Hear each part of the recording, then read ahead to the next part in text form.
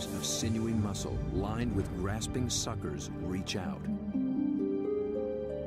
and gently explore the strange intruder.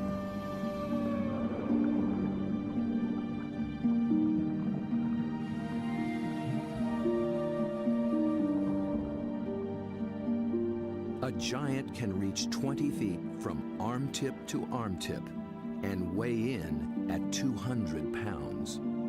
It's the largest octopus in the great clan called the cephalopods, the group that unites the octopus and squid. It's an ancient tribe, the first large predators in the sea. To this curious female, we're a brand new species.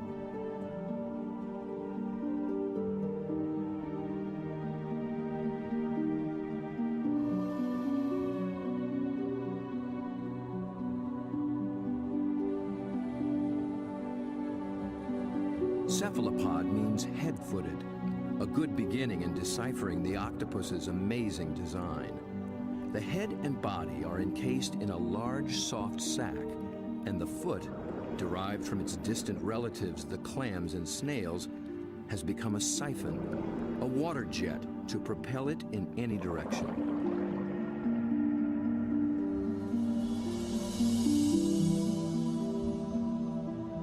A long time ago, its ancestors were a shell, but the octopus has given that up. Yet for creatures with such tasty flesh, the lack of protection presents a problem. The cephalopod solution? The most extraordinary skin in the animal kingdom. In an instant, it can change color, pattern, and texture. And with no bones to confine its shape, the creature can virtually disappear.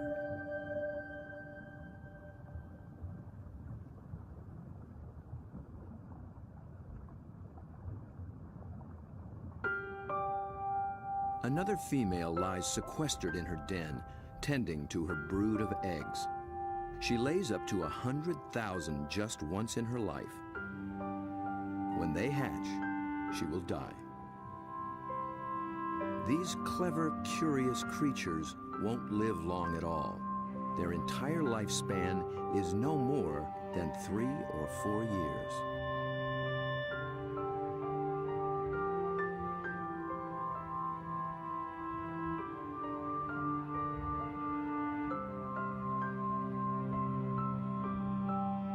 The transparent babies are no bigger than a grain of rice, but within a year, they'll be giants.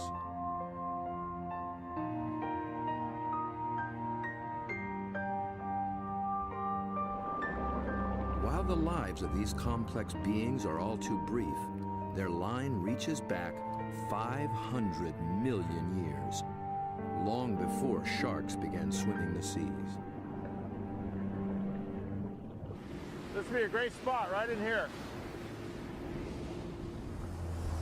Peter Ward has spent 35 years delving into cephalopod family secrets. He's brought Bob to a special outcropping of rocks.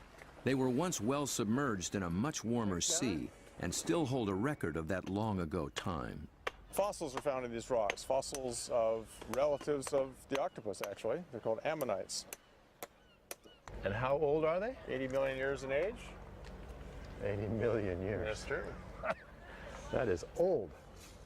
Back in those days, cephalopods made beautiful curved shells. If you dig long enough and hard enough, you can find some beautiful stuff. This is an ammonite. It's a fossil that is actually the direct ancestor of octopus. So this is an ancient cephalopod. It's related to the chambered nautilus. So the tentacles sat here and swam about. A shell is a mobile home and a defense against predators, but it's so cumbersome it makes swimming difficult. Of the almost 1,000 kinds of cephalopods alive today, only the nautilus still wears one. It's a living fossil, puffing along the reefs of the Indo-Pacific as though nothing has ever changed.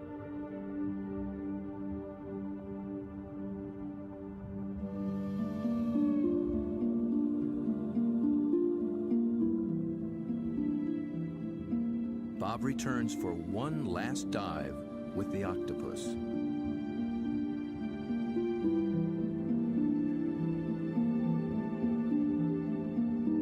I couldn't resist bringing her a treat. All cephalopods are carnivores, and they love crabs. This creature actually reached out to me. I could sense her interest, her intelligence. I could see it in her eyes. There's something about the eyes of these animals just draw human observers in, and especially with the octopus and the cuttlefish, they definitely make visual eye contact with you and maintain it. Dr. John Forsyth studies these creatures' amazing physiology and complex behaviors. And I've come in and played games with octopus where I'll duck down and they'll raise up and look at me, and then I'll raise up and they'll duck down, and this will just go on for 15 or 20 minutes. Like this guy, I can barely see him over there, but when I look up, oh, you know, see, he's coming up. Because I think they look for our eyes. I think they try to make contact with our eyes as well. And I think that's what draws us into watching these animals. Whereas a fish, sometimes I look at a fish and I'm not sure where it's looking. They just have these blank, cold stares. But with a cephalopod, it's really never like that.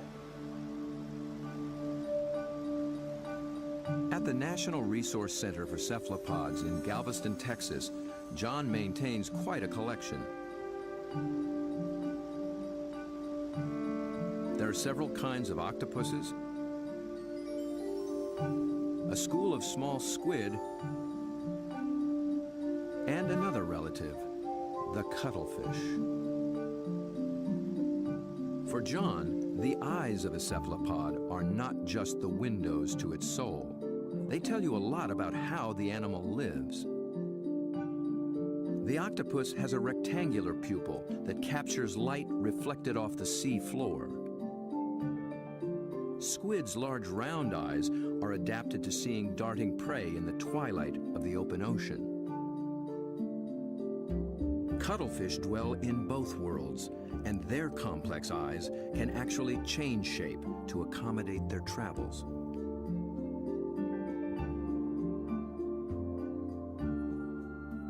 But it's not in their eerie eyes that cephalopods reveal their inner feelings. It's in their remarkable skin.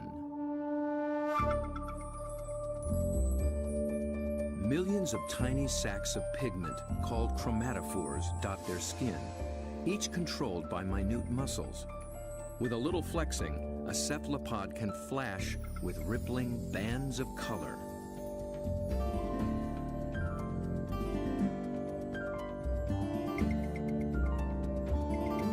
Any sort of excitement, danger, desire, aggression, passion, and their skin lights up.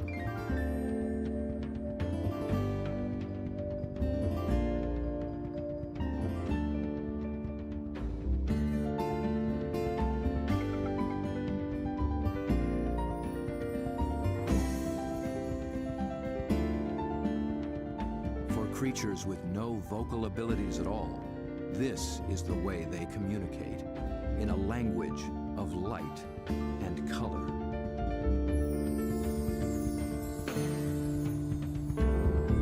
And like an octopus, a cuttlefish can transform its texture, matching its surroundings, hiding in plain sight. Given their camouflage capabilities, it's no wonder we're still learning just how many kinds there are.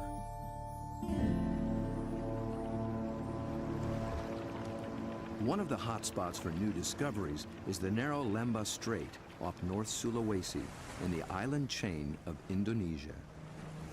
It's a pretty scenic spot. They put out this joint, isn't it? John and Bob have come here looking for new species of cephalopods. It's a place primed for strange adaptations. In the shallow, warm water, light and temperatures remain constant. But the channels, inlets, bays, and lagoons create many small separate habitats, and that leads to high diversity. This is John's fourth trip to Lembah Strait, and each time something surprising turns up. He's brought Bob to a spot called Ritaklari, which in local slang means the muck.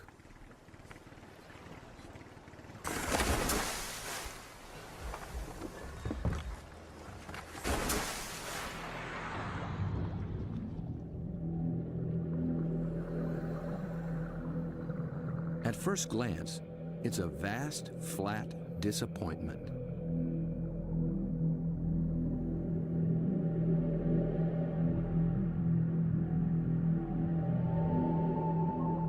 But wait here quietly, and a lot of what looks like sand begins looking back.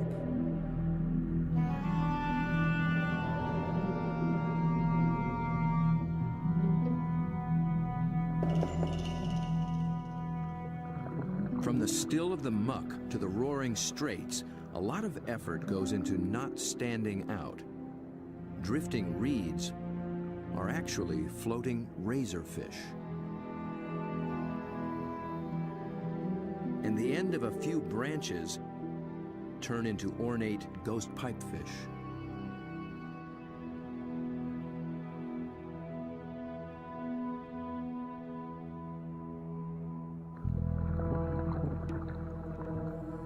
Out in the high-speed tides and swirling eddies, fish work hard to keep their footing, digging into the bottom with spine-like fins. But even creeping along on the seafloor, you still have to make a living.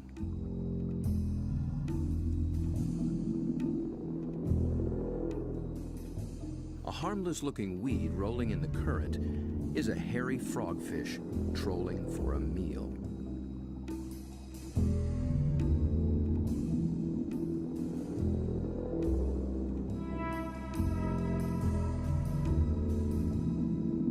It comes equipped with its own strange lure.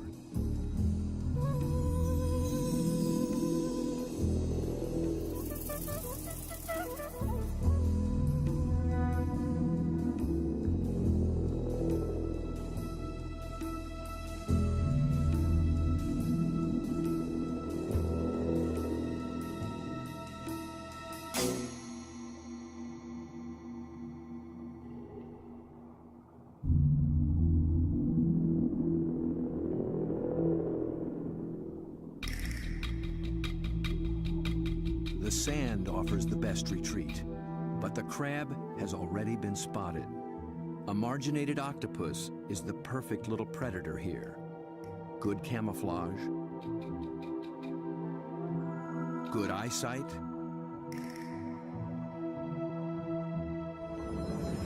good grip.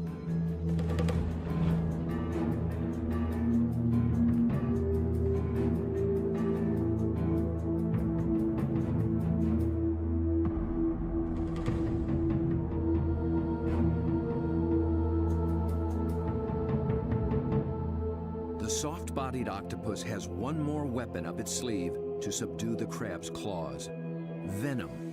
It finds a chink in the crab's armor, injects a neurotoxin, and the struggle is over.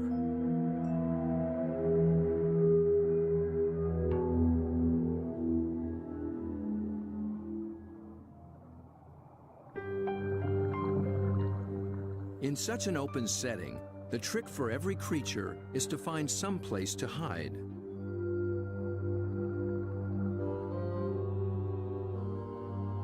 An octopus fits in just about anywhere, and John finds one tucked into a piece of discarded pipe. Perhaps there is something in cephalopod memory that recalls having a shell. Bob and John find this little octopus ambling along with a dark brown bottle tucked under his arms. The bottle turned out to be his home, and he took it with him everywhere. So I thought I'd offer him a new fancy place and see if he's interested in trading spaces.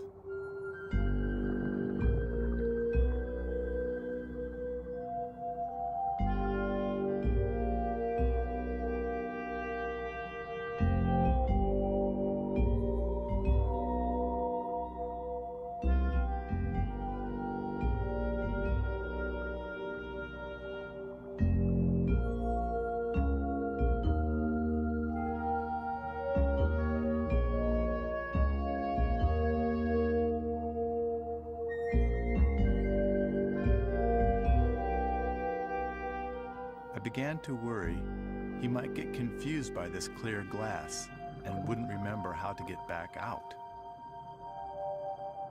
But after a few minutes, he slipped through the opening and went straight back to his old brown bottle. He'd made his choice. I think the clear glass was a little too bright. And besides, there's no place like home, especially when you can take it with you.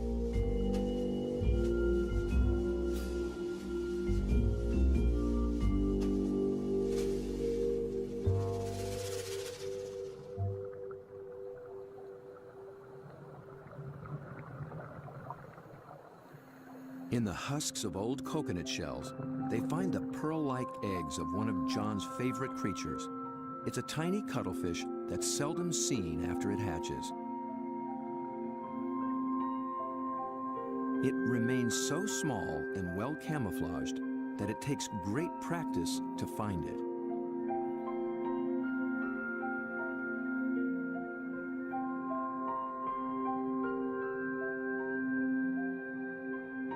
Down on the sea floor, it appears to walk across the bright stones, its rippling colors blending in and standing out. It's called the flamboyant.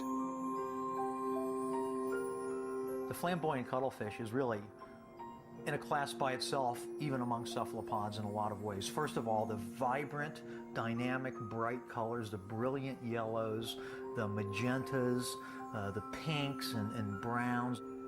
It adds on top of that these passing clouds of color as it's stalking, looking for prey. And of course, that's happening in living skin.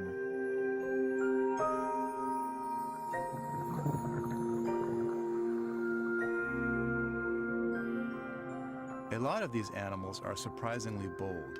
The flamboyant actually seems to like being under the lights. It begins hunting as soon as we start filming.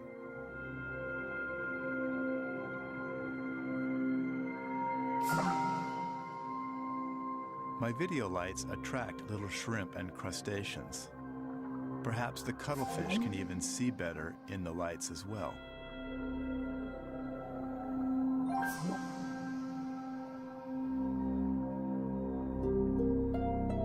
It's only when John sticks out an enormous hand that we see the scale of this little hunter. Next to a 6-foot Humboldt and a giant octopus, it's hard to believe it's one of the family.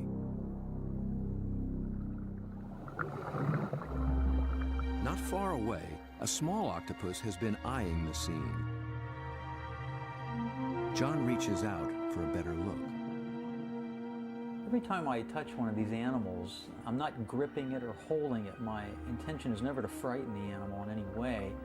However, I am trying to keep it close to where I can get a good look, but at the same time, the animal knows at any moment it can get away if it wants to.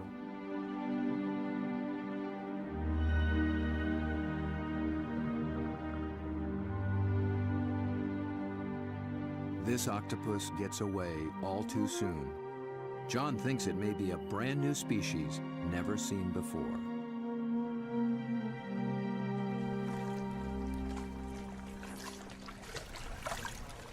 I don't know, Bob. I'm not sure what that is, but it could be a new one. I think it could be a new species. I wasn't expecting to see that. It's not something you've seen before, huh? No, I'm not sure what that would be. It's a cool little critter. Oh, wild.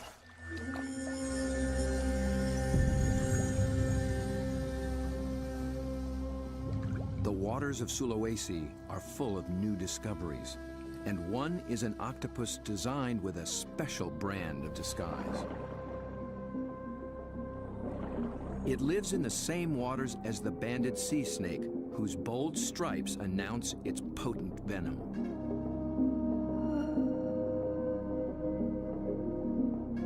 These are banded arms that can make the same impression. When disturbed, the octopus flashes and intensifies the stripes, becoming a sea serpent, coiled and deadly.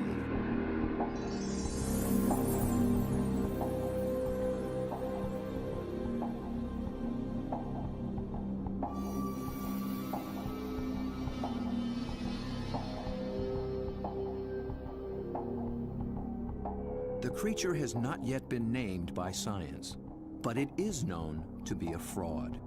It's a shy nocturnal octopus, and unlike the snake, its venom is virtually harmless. its stripes are simply a ruse to intimidate would-be predators.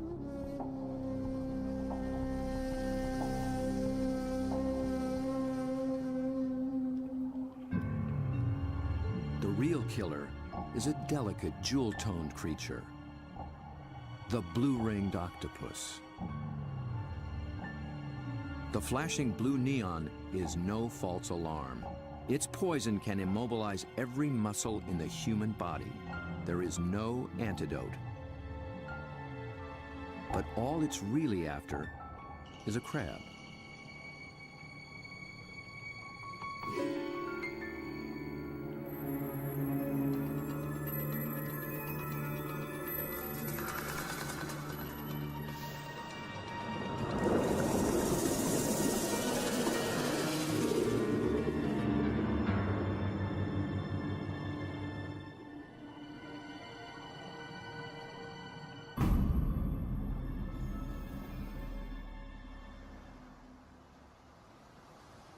The blue-ringed is notorious along the coast of Australia, but it's one of Dr. Mark Norman's favorites. As curator of marine invertebrates at Museum Victoria, his fieldwork in all 7 seas has revolutionized what we know about cephalopods. It's really hard to estimate how many species of cephalopods, or in particular octopuses, we have worldwide, because we're still in the period of discovery. They thought there was about 100 species of octopus in the world, and we've found 150 new species in the last 10 years through the Indian and Pacific Oceans and Australia and up through Asia. And these groups of animals, it's not hard to find new species. Almost everything we touch is new.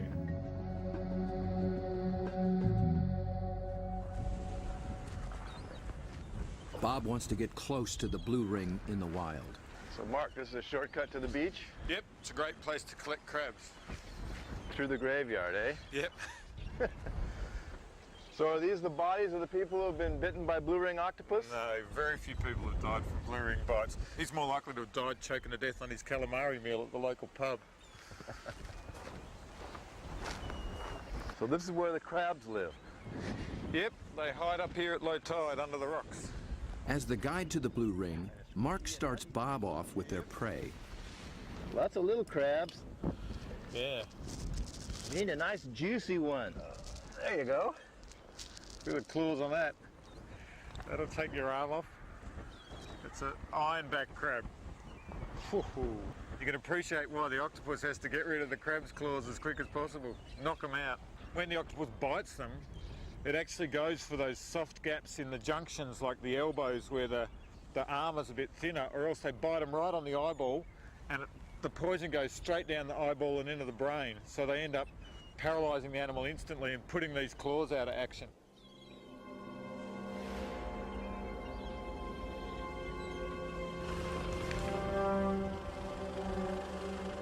The dive begins after dark, when blue rings are most active. And it's not off some wild, remote beach. The deadly blue ring lives just beneath the town pier.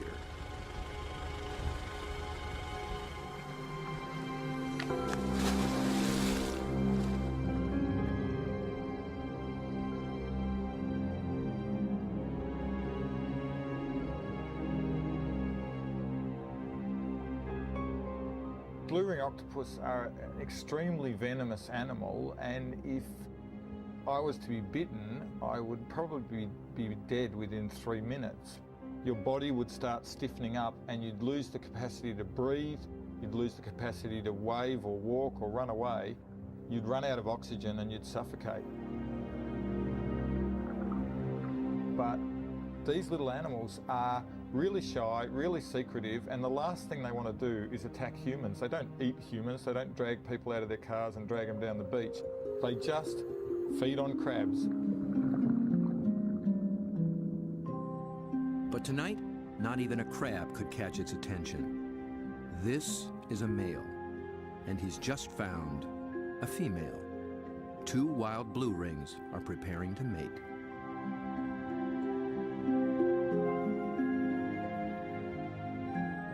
They keep their colors subdued to avoid attracting attention, especially from competing males. No flashing their electric blue.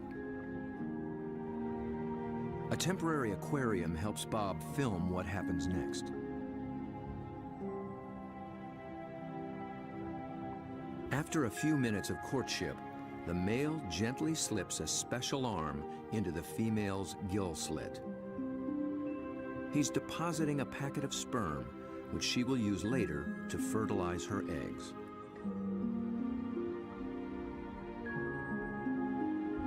It's the end of their relationship, and most likely the end of his brief life. That was all he needed to accomplish. Just beneath the very same pier is another cephalopod almost never seen in shallow water. New research finds that they too pack a poisonous punch. But their bright little stripes have earned them a harmless nickname, the pajama squid. I think these cephalopods are the closest to the cartoon characters. Their little black and white suits and their little frilly lashes behind their eyes and the yellow on the top of the eyes, they're just straight out of a comic book.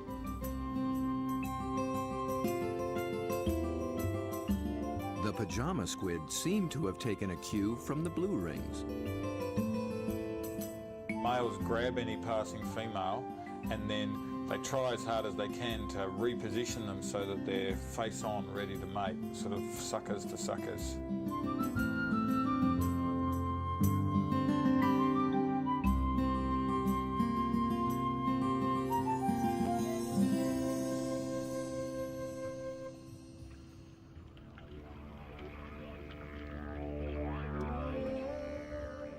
The mating season is also picking up off Australia's southwestern coast. In one small bay, giant cuttlefish have begun to assemble. They leave deep water and enter the shallows once a year for 3 to 4 weeks.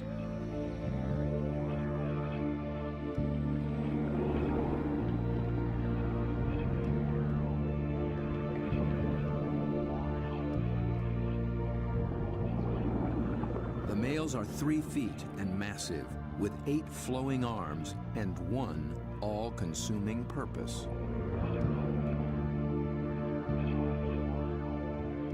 A much smaller female takes refuge in the rocks.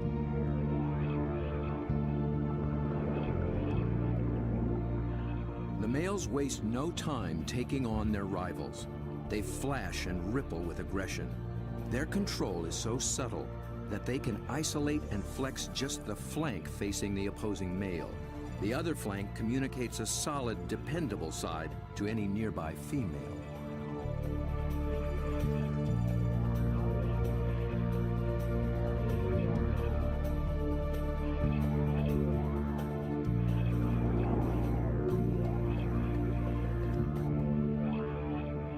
One male has claimed her and takes possession. He'll guard her now, keeping her beneath him until she is ready to lay her eggs. Jules, you around here somewhere? Bob is heading for this far-flung coast, but before diving with these giants, he needs to brush up on the subtleties of cuttlefish communication. This is a crazy place to meet a scientist. Julian Finn is a leading expert on the intense social dynamics of the cuttlefish. He comes to this junkyard to scrounge up special equipment for an interesting experiment. Hey, Jules. Over here, Bob. Oh, okay. Oh, there you go. Yeah, it's You into old cars? Oh yeah, I love them. I got a number of old cars and plenty of treasures in this place. Cuttlefish speak a visual language, Yeah, for and sure. Julian Where do you go? wants in on the conversation. Cars, but also got a few ideas about making something to use on these cuttlefish in Whyalla, trying to get a bit of a different shot. So looks like junk to me. Meanwhile, the cuttlefish continue to gather.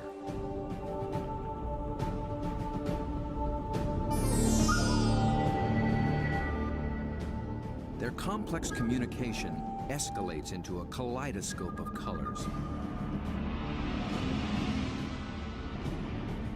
Opponents toss each other in the rolling tide, and things start getting rough.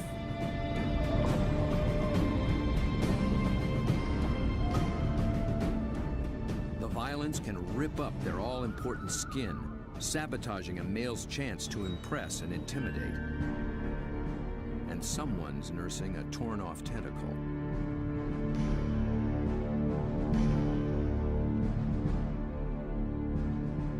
In a temporary standoff, a large male guards his female from two other heavyweights, while a little male, too small to take seriously, hovers on the sidelines.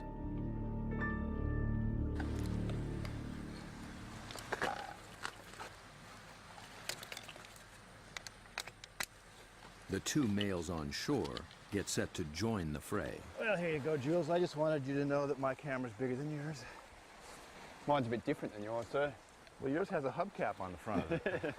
What I'm hoping to do is film the male's reaction to another male. But instead of having another male there, I'm going to have its reflection. It's when males are the same size that trouble starts, and Julian will present one with its very own reflection. He's studying the displays and the intense competition. He intends to provoke a fight. He approaches a large male who immediately responds.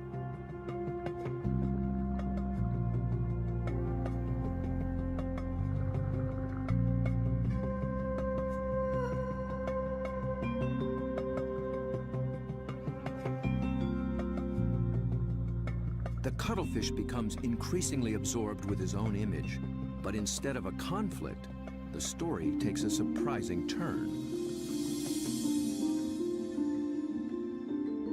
The small, unimpressive male has sneaked in and begun mating with the unguarded female. He's not signaled, nor flashed, nor dazzled. He simply grabbed the female for his own, making every attempt to look as much like her as possible.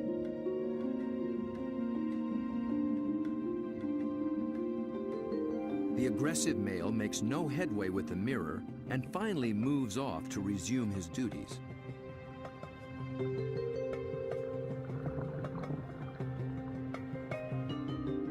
But he's still distracted, still flashing, and doesn't recognize that his female is mating right under his nose. The little male looks so like another female, he doesn't see the threat.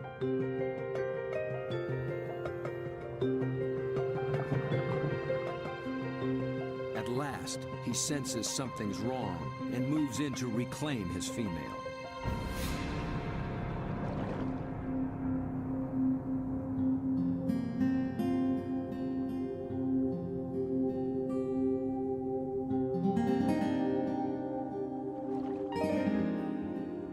To re-establish their relationship, he presents her with the gift of a crab.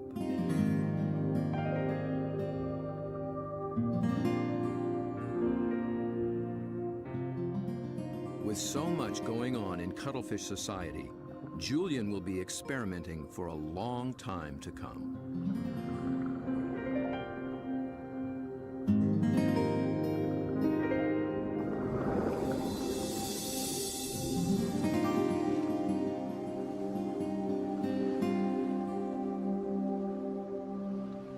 Julian's attempt to interact with the cuttlefish and crack their code has given Bob a daring but dangerous idea.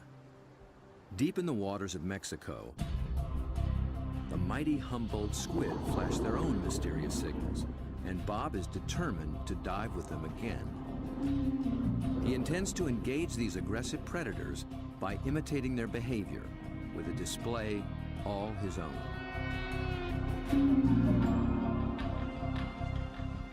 Mark Norman and Julian Finn think he's close to crazy. Sure, you've got the blue-ring octopus that can kill you within a few minutes with poison, yet there's something scarier about a squid that can rip off your flesh and tear out your throat, so to speak. I think you'd be really sensible to work with shark cages with those animals, because the stories I've heard, and they're these massive animals that will effectively skeletonise a cow in a minute because they're such voracious predators. Bob Cranston has no intention of taking this advice. His whole goal is to interact with these squid on their terms, in their world. Well, 1 the small town of Santa Rosalia, on the edge of the Sea of Cortez, being a fisherman takes a certain courage. Lose people, every other year somebody dies. I've had a friend that they found floating in the ocean last year. It's lucky they found him because they're carnivorous. They'll eat you. I mean, they will eat you. The squid will eat you. The squid will eat you. If you fall into the ocean, they'll get you with their tentacles. You'll drown, and then they'll, all the rest of them will just eat you.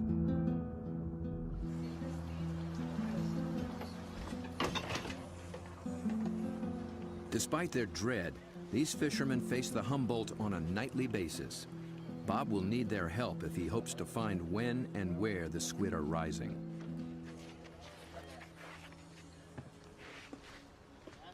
Alberto. When the Humboldt flash on and off, Bob intends to flash right back. Yo no sé. This is a flashlight, big flashlight for squid. We're gonna...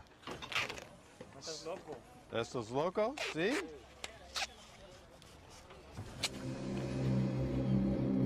Bob knows, perhaps better than anyone, just what Humboldt are capable of.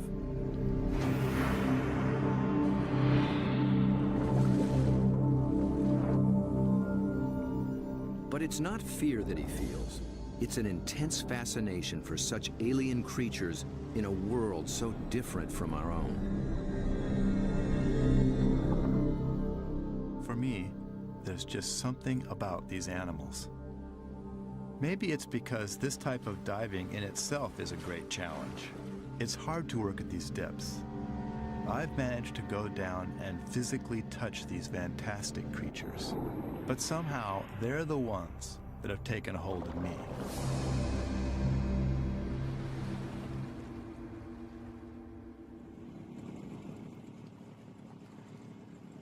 He's 12 miles from shore. Aside from his assistant cameraman, there'll be no backup down below, and no source of help at all topside. There's not so much as a radio on this little boat. These are small boats. It's a big ocean. There's a language barrier between me and the fishermen who think I'm crazy to dive in the water anyway. If I disappear and drift away from this boat, the fishermen will just think the squid ate me and they won't even bother coming to look for me. Yet Bob has confidence in his own experience and in his plan. I've made up this light tube and filled it with strobe lights. The idea is that the Humboldt squid flash for communications. They flash at each other, they flash at the divers, and so I hope to elicit some kind of a reaction from these animals with this light tube.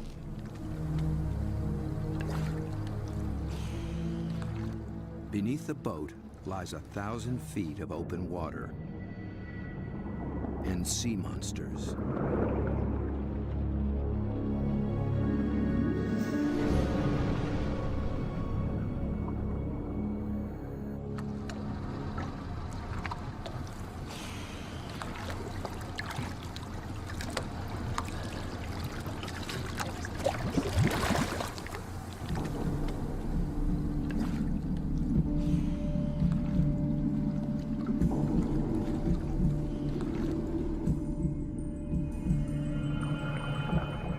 Descends, his homemade lightsaber a beacon in the utter darkness.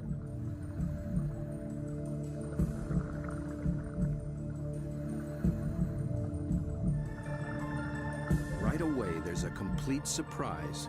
Mobile arrays. They're seldom seen in a school like this. Already the night has taken on unexpected possibilities.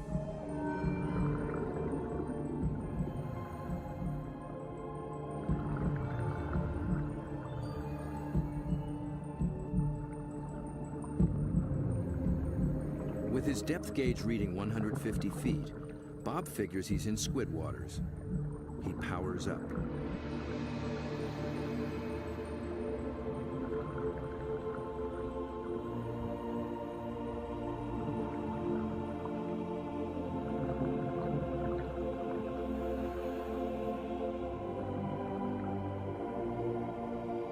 A giant swarm of pink krill mobs the lights.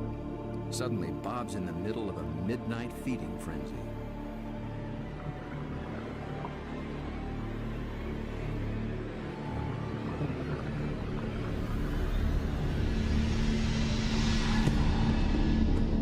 Then, rocketing up from below, Humboldt squid.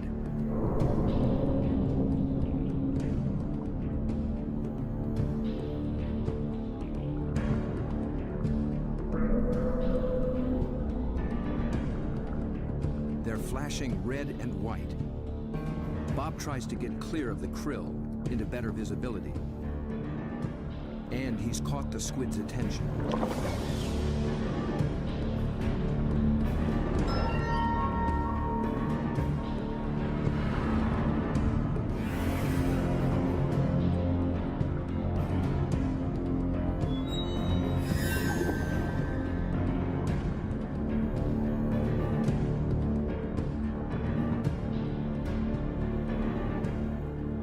I'm transfixed by this enormous eye up from the deep. I can sense this creature thinking, but I can't imagine what.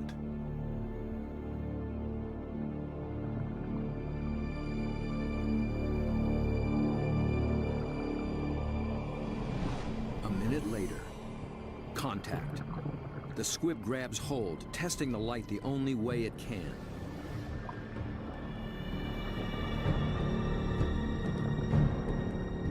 The feel of hard plastic must come as a surprise, and it circles me as though curious. Then, it comes back for more. This time, the aggression is gone. It just seems interested. Amazing.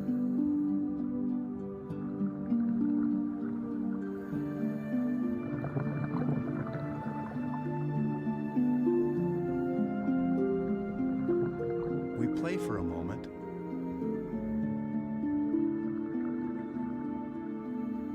Then suddenly, it's over.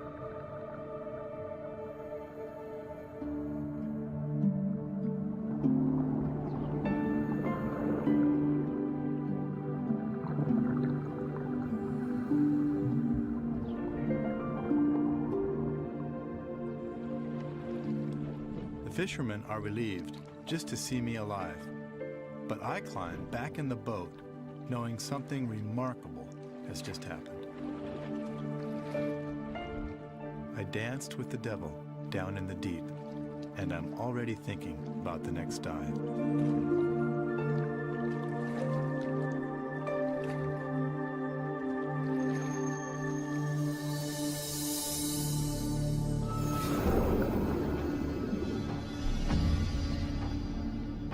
It's certain that Bob will return to dive again with the mysterious Humboldt, perhaps with a new strategy on how to make contact.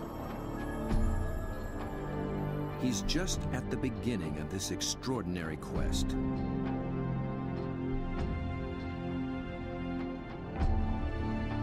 But who will he meet next time in the waters below? Friend or foe?